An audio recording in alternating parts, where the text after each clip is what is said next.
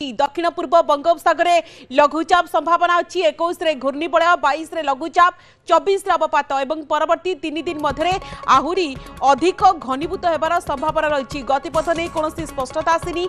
विभिन्न मॉडल संभाव्य बात्या नहीं अनुमान करिसेंती।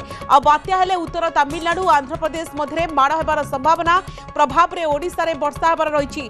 एबे जेहेतु धान पाचिबार समय एवं बात्या कथा जेतेबेले आसिलानी पुणी भय आसिलानी जहाको नहीं वर्तमान समय चिंतारे पड़िछंती चाषी एवं पुणी जेतेबेले आसुछि बात्यार संभावना बात्या भय बढ़ी।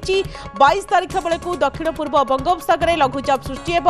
समुद्र भितर पश्चिम उत्तर पश्चिम दिगरे गति करी घनीभूत होई 24 बेलू दक्षिण बंगोपसागर केंद्रीय अंचल में अवपात परिणत हेब।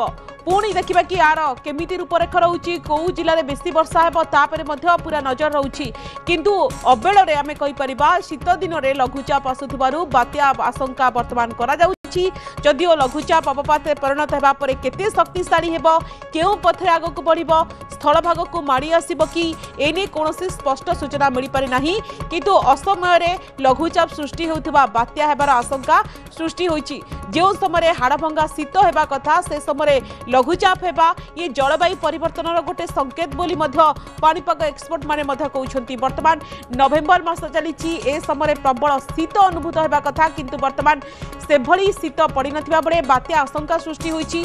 वर्तमान समय पुणी बात्या मुंथा जाऊ जाऊ पुणी गोटे बात्या करागलानी। पाणीपाग विशेषज्ञ विश्वजित साहू आम सहित जोड़ी होती आलोचना करबा। विश्वजित बाबू आपन को स्वागत करबा को चाहिबी। आपण देखंतु ये अबेल रे लघुचाप जेतु आसुची बात्या आशंका करा जाउछि एवं जदिओ लघुचाप अवपात परिणत हेबा परे केते शक्तिशाली हेबो को पथर आगो को पड़िबो स्थल भाग को माड़ी आसीबो कि नहीं वर्तमान सुधा आमे केबे सुधा गोटे स्पष्टता पाई परिबा।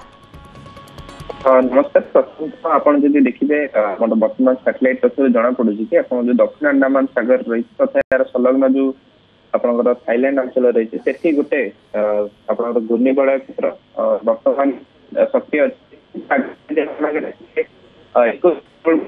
दक्षिण अंडमान सागर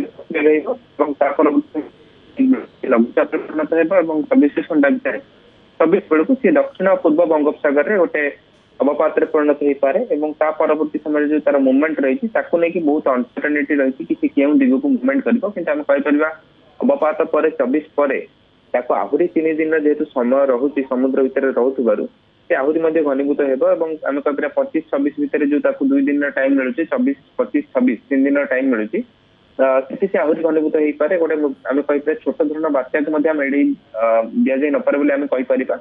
किंतु जो समय पाखक आसবে जो लघुचाप फर्मेशन हम तार हम कहीपर कि तार एक्जाक्ट तीव्रता केते रही केउं दिग को मूवमेंट कर ही गोटे स्पष्ट सूचना मिल पार। किंतु जना पड़ुछि कि आपनकर 24 तारिख बेलू अवपात हेबो।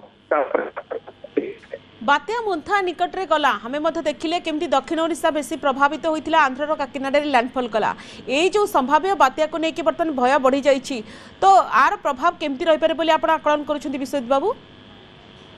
गोटे जिन रही कि यार ट्रैक आम जो गतिपथ उपर निर्भर कर अंचल के परिमाण में वर्षा कराइब। किंतु जना पड़ुछि कि आपनकर दक्षिण ओडिशा किसी इंपैक्ट पड़ पारे दक्षिण किंबा उपकूल ओडिशा तार जो वर्षा प्रभाव रही किसी परिमाण देखा मिल पारे। किंतु जमी कहले कि 22 तारिख बेलू क्लीयर पिक्चर मिल कि केउं अंचल के वर्षा हम कि गोटे भल आम गोटे कहीपर कि जदि यार डायरेक्ट इंपैक्ट सेमती वर्तमान सुधा तो जना पड़नी राज्य पर पड़ो। कि बोंसारे आप देखा मिलता कि दक्षिण ओडिशा वर्षा होता जदि लैंडफॉल करना ओडिशा से किसी परिस्थिति देखा मिल पारे। किंतु तथापि आम कहीपर आहरी 2-3 दिन लीड टाइम पीरियड अच्छी तार फॉर्मेशन को लेकिन वेट करिया 21-22 तारिख जो समय हाड़भंगा शीत होगा कथा इस समय से समय लघुचाप हेबा गोटे चिंताजनक विषय बोली कह। धन्यवाद विश्वजित।